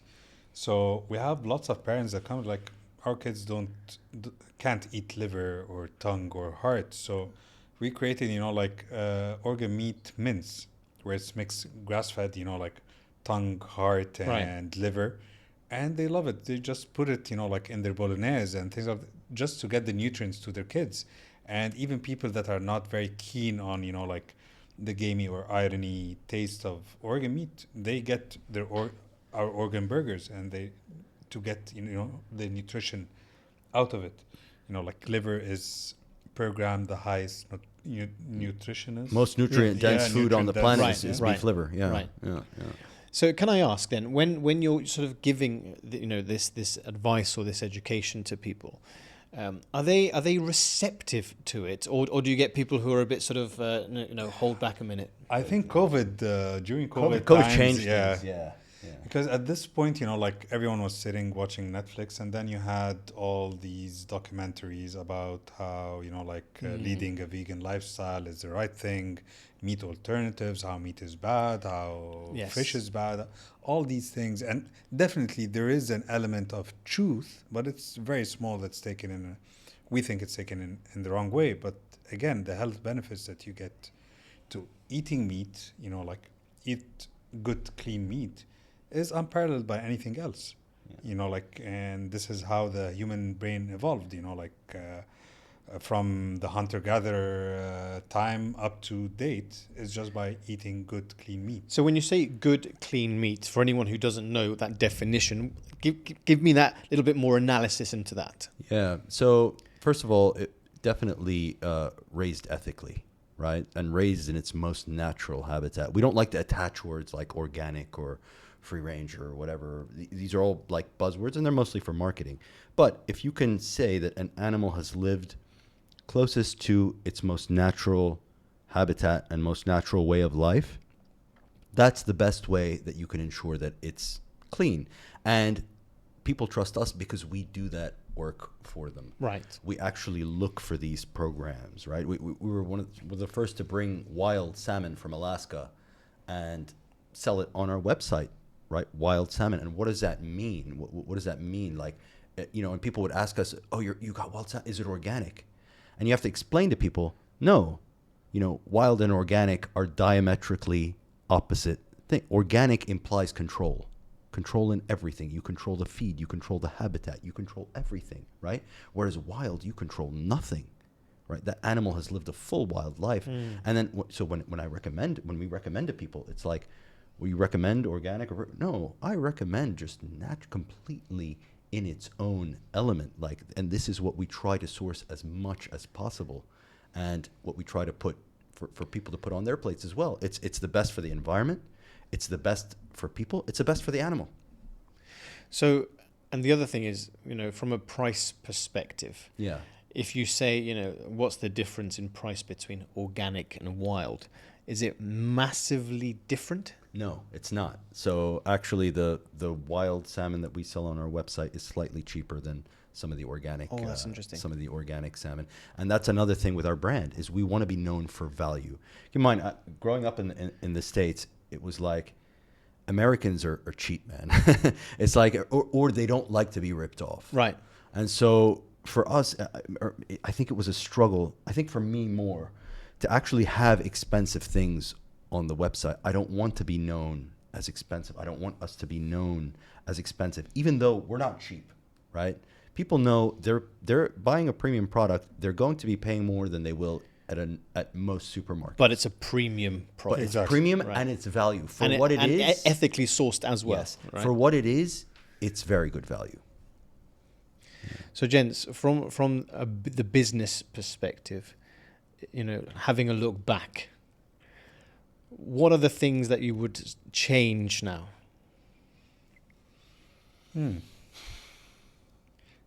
Things that we have done that if we We go wouldn't have back, done? we wouldn't have done.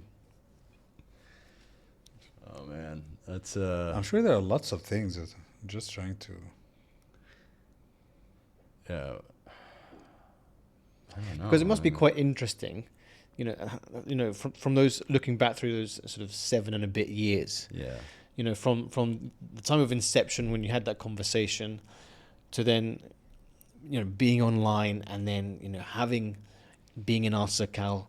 Were there any sort of major challenges apart from that initial one in Al Kus? There's a lot we would have changed. Look, there's a lot we would have changed in terms of if you were to take us back 7 years ago, we would have done so many things differently. I mean, because we learned the hard way. We wouldn't have had our website as done in the way it was. We migrated to a Shopify platform, which was much cleaner, could handle a lot more volume, and didn't cost more. There are things like that we would have done. We wouldn't have trusted certain delivery partners that we really got screwed over in so many ways. Right.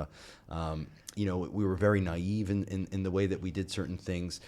We didn't understand how the funnels worked. We didn't understand. We would have started marketing a lot earlier. We would have taken a lot of that budget that we'd, thrown away on all that stock at the beginning and put it on performance marketing very early on. I mean, we always say our best paid employee is Google. Right, Google AdWords, Google Shopping, and then after that, it's Meta, it's Facebook, Right. Instagram advertising. Those two employees get paid a lot more than Fix and I combined do, right? Because those are the ones that are getting us the return on ad spend. Right. And so there are many things we would have done faster, or we would have started, but that learning experience, I mean, it was just like blessings in disguise, because that you need that pain, you need that adversity to kind of like just give you this mentality and make you really think differently, analyze differently, come at any problem differently, and just do it better. And so I think we would say that no, I don't want to wipe away all of that, because the learning experience was really valuable. Definitely, but I think the one thing that I was just trying to reflect. I think the one thing that could have done is actually grow the team faster. Yeah. I think we were too cautious in the beginning to not, grow that fast. And I think there were some positions that we should have actually filled in faster. They should have, taken this, because, there are two ways, or let's say two schools. Some school, or a way of thinking would be, when there is a necessity, we'll get someone, or we'll get someone to grow, Right. to help us grow. And I think we should have done a mix and not go, when we really need to get someone, we're gonna get that. We should have, got some people, to help us grow. In the meantime, think with us, because again, at the end of the day, it is bigger than Dan and I, and how we think and how we understand. And I think now, and what we've been doing for the last 2 to 3 years, that we've been growing a really, really good team, people that bring things to the table that we're not able to bring. And then I think the only thing that they could get from us is the values and how we want the business to grow.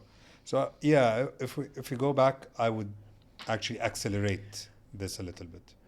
But now you've been in the industry, for some time, and you understand the region very, very well. For the both of you, how do you see the sort of future of dining and the future of restaurants in the region moving forward?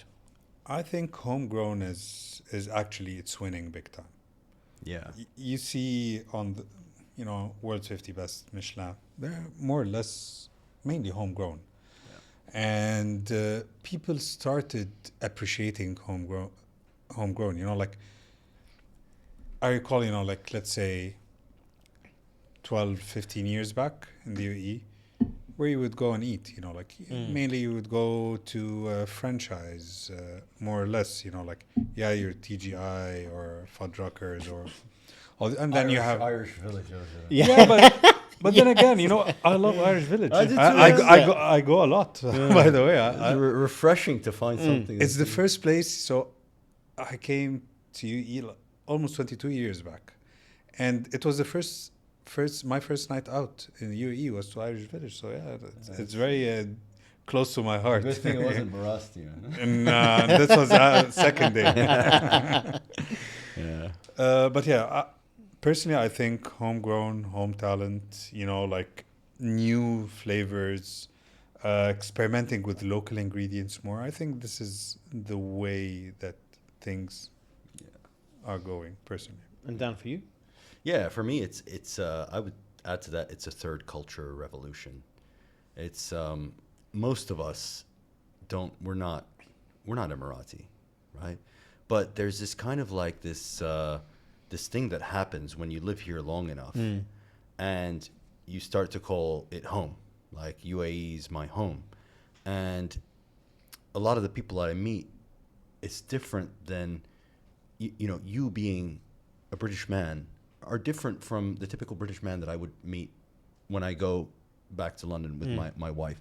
When I go back to the US, it's not the same American that I meet here than there. There's this amalgamation of cultures, right? And we're all in essence like third culture kids. And it's different when us third culture kids create something here than when one of those, celebrity chefs comes here to open one of their other branches as one of the little gems on their crown, and there's no attention. And you're seeing those people close down, right? Without mentioning any of these famous people's names, but you're seeing that their restaurants are empty, while the kids that now call Dubai home, right? You mentioned the Suleimans of the world, the Orfalis of the world, and Kelvins and Hadrians, and they're the ones that are coming up, and it's community. It's community. It's this grassroots movement where now Dubai is like, we always used to think that no, you need to travel to have good food. I mean, I'm talking maybe 10 years ago to really get that authentic experience or whatever. You need to travel. Like Dubai's not. There are certain things that you travel because it's not really here. Well, that's changing. I mean, like, who would have thought? Now, all these, the Michelin Guide is here, World 50 Best, and there are actually places that it's like, you know what? No, I'm not missing something.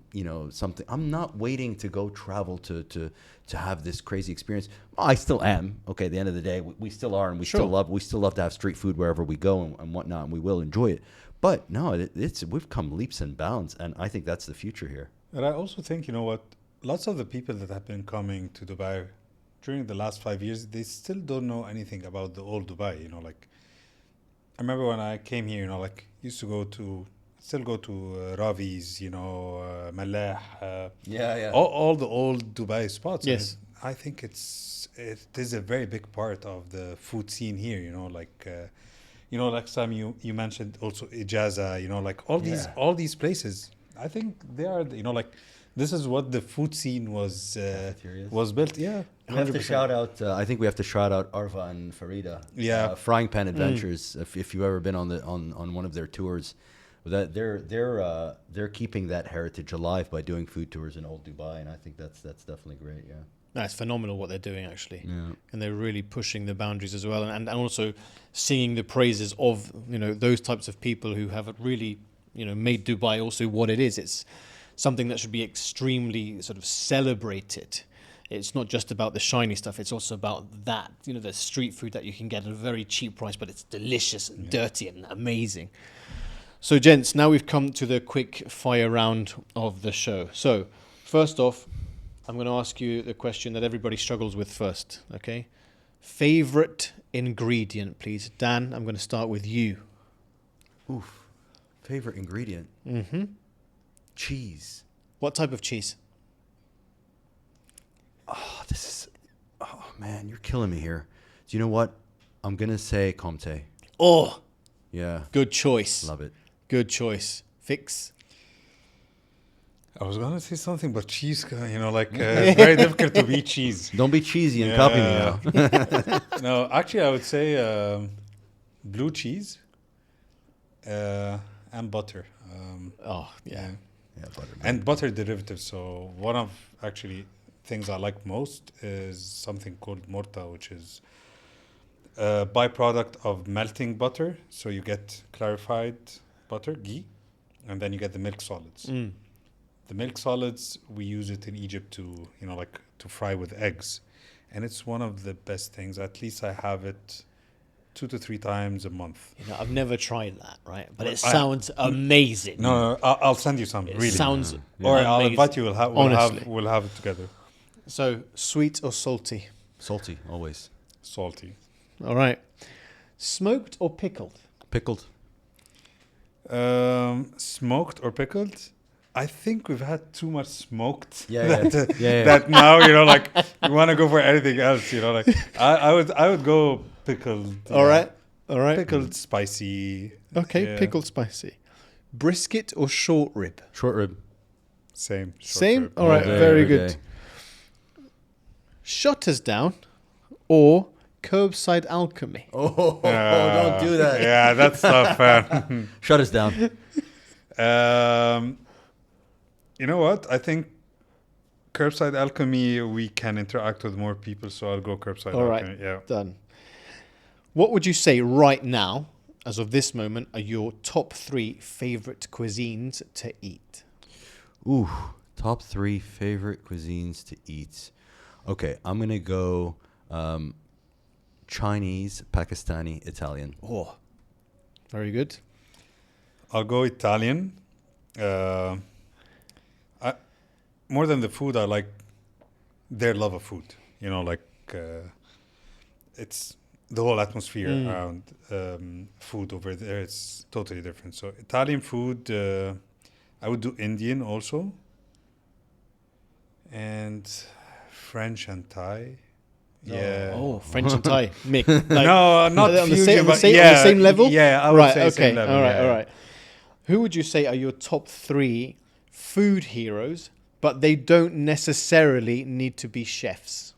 Anthony Bourdain, first of all, is just absolute legend. Phil Rosenthal from Somebody Feeds Phil. Absolutely love the guy. And who would be my third food hero is my mother. Love it. Fix? I would go with, so definitely I would start with my grandparents from both sides and it's, in addition to the food, it's the overall hospitality, and the feeling that, you get when you go to their houses and lots of people. And I think grandparents, my mom, definitely, and Christina, my wife. She's a great cook also. And actually, there is a book that I really like by Will Guidara. It's called Unreasonable Hospitality. And I think this opened my eyes to lots of things in the industry. I can't call him my hero, but I learned a lot from him. So, yes, I would put him in there. Done. Now, gents, from your years, whether it's in the food industry or not, can you tell me your funniest ever, either kitchen or restaurant incident that you've seen or been involved in? Dan, please. Okay, so this one's kind of funny. Early on, when we were doing caterings and stuff, we didn't really know what we were doing, and we had just opened, and we were kind of loading our 3 staff with a lot. They all had to wear multiple hats, and we were taking all these caterings for free. And there was a catering that we took very early on for a prominent, I want to say architect marketing guru here who has a firm in Alserkal, won't mention his name. And we went to his house, and we were we were like hurry up, we can't be late. And so taking all the stuff out of the smoker, getting everything, and we went and we set up and we packed up over there. And, I was carving brisket, Fix was serving some of the sides, and he came to serve the potato gratin, and it wasn't cooked. Oh. Like, it was just like, and so he had to improvise real quick, and I'm sorry, it's just too funny. And he just like carved out this little squares, made it small so it wouldn't be obvious. And he's like, changed the spiel completely. He was like, we like our potatoes to have a little crunch, al dente, and everyone's making these really soft potato gratin. We've got and I remember everyone just pretending to like, and pretending to enjoy it. And it's like one of those where I just wish the earth would have swallowed me up at the time. Yeah, thank God the brisket was good. Yeah, brisket okay. Yeah, but the potatoes were raw? They were crunchy. They were. It had an element of crunch. Al dente. Okay. Al dente, yeah. Okay. Yeah. But it went well in the end. Yeah. It went well, yeah. All's well that ends well. Yeah. I fix with you. I wouldn't say it's a funny story, but when we first started, we didn't have enough money to put AC everywhere in the old place. So we chose the areas where food prep is being there, and then anything in between, there was no AC. And the place that we were in had two small walk-in chillers, like 3x3. And we didn't have much meat, so we had meat in one chiller, and the other one was our office, because we didn't have AC. So we'd go in, have all our meetings, put the chiller on, and you have people all sitting, like it's like 6 to 8 degrees. So yeah, and then we could afford AC after that. Oh my God. Yes. Yeah. Well, these were interesting days, but no, but you know what, you got to do it, right? Yeah. In the beginning, you got to do what you got to do. So, gents, what I would like to ask for the both of you is, what advice would you give someone who is not, who is basically changing their careers and coming into F&B? What advice would you give them? I would say be true to yourself and what you think. There are lots of opinions out there. Definitely, ask people, understand, but no, let's say, for example, if you're focused on something and you're doing it right, continue with it. It's not easy. You need to be persistent. You need to, fall, get up several times. And sometimes I think your work will speak louder than your words or anyone else's words. So do it, put your head down, work, and it will pay off. But don't be swayed by trends, by, people's opinions, definitely to a certain degree. But again, understand where you want to go. Dan? So I have like threefold advice that I tend to tell people, and it sounds a little negative, but I am a firm believer that many people are just not meant to be in business. And I think you do them a great disservice when you just give this blanket advice. It's like, oh, just go for it. You'll never regret the chances you didn't take. All that kind of, regurgitated stuff that happens out there. I say, first of all, make sure that you are one of the people that is blessed with a business mind. You have your affairs in order. You have your house in order. You're not in debt. You're somewhat organized. You understand how things work, little back of the envelope calculations. You understand basic understanding of finance, things like that. Because if you're going to go in, especially if you're going in without a partner who's savvy in that kind of thing, better not if you don't have those things. Second thing I say, once you've checked that, great. On to the next step. Do you have a blue ocean strategy?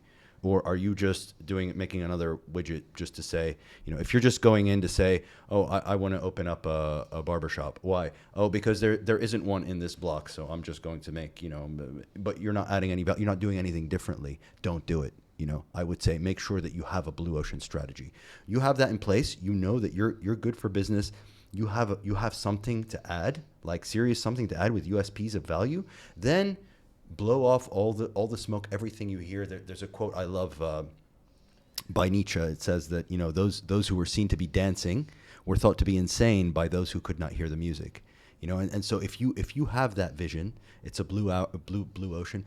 Don't listen. A lot of people are gonna tell you, and this happened to us, both of us, right? Even our own families are like, "You're giving up your engineering degree to become a butcher." It's like, no, it's not to become a butcher. I have that vision, and I know that it's unique, and I know that it's there. So you kind of have to like, just have that focus, have that mentality. That's like, all right, nothing's gonna stop me. I don't have the money, maybe. I don't have the support of my family. I don't have, you know, everything seems to be going against me. 4 out of 5 businesses in this thing fail, whatever. No, but you know what? I'm convinced. I've got it together. I'm going to go for it. And what advice would you give to your 16-year-old self?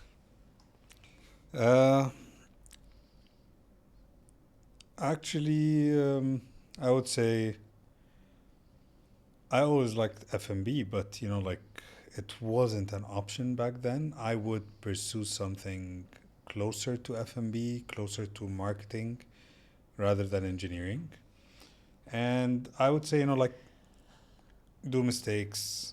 You know, life goes on. It's fine. We all learn. We grow. We evolve. We change, and nothing sticks. You know, like, you always do things wrong one time.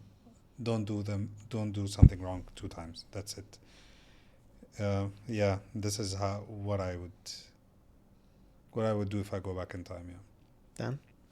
Dan? I would say don't chase the money. Don't chase the quick wins. Life is all about delayed gratification. And I wish my 16-year-old self knew that. So, gents, if people wanted to get hold of you through social media, how can they do that? Fix the carnivore, Dan the carnivore? Yeah, exactly. So Perfect. So what I'll do is I'll place all of those details in the show notes so everybody can get hold of you. All right. Now, gents, on behalf of the Chef JKP podcast, I wanted to say thank you so much for taking the time to be here. And on a personal note, thanks for everything that you are doing in the industry, because what you are doing, whether it's through the reels, whether it's through Curbside Alchemy, Shutters Down, the messages that you're giving, the education that you're doing is actually really impacting the region on a much, much wider level. So on behalf of the chefs who haven't said it, thank you very, very much, because the work that you do is truly important. So honestly, thank you very, very much. And it's been an absolute pleasure to have the both of you here. thank you for having us. It really means a lot. Pleasure's ours. And likewise, thank you for what you're doing here as well. Cheers. Thank you. Thank you. You got to love those guys. Dan and Fix, thank you so much for sharing your story, your passion, and your journey with us. Carnistore is more than just a brand. It truly is an incredible community. It's been amazing to hear it directly from the both of you. Can I also just say, if any of you have yet to check out their socials, where have you been? Their content is funny, educational, and brilliant. I'm a bit jealous, to be honest. Really, it's amazing.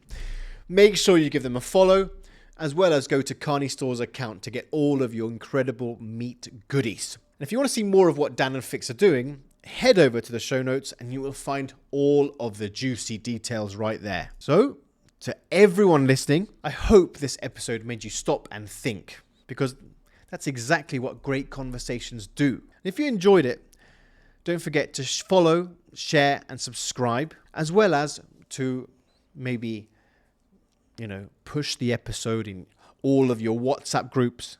My God. I think I'm also going to do a single episode about WhatsApp groups. Can I just say, WhatsApp groups, I need to stop being added to about 3 million WhatsApp groups. So if you want to support me, and you want to support the show, send the podcast to all of your WhatsApp groups, please. As well as to purchase one of these incredible flasks, which keeps your beautiful soup, gazpacho, broth, hot or cold. And we're also coming up to Christmas, so they make a great Secret Santa present. Just saying. Well, thank you so much. Muchas gracias for being with us and staying right till the very end of the show. This is Chef JKP signing out. Until next time, food is memories.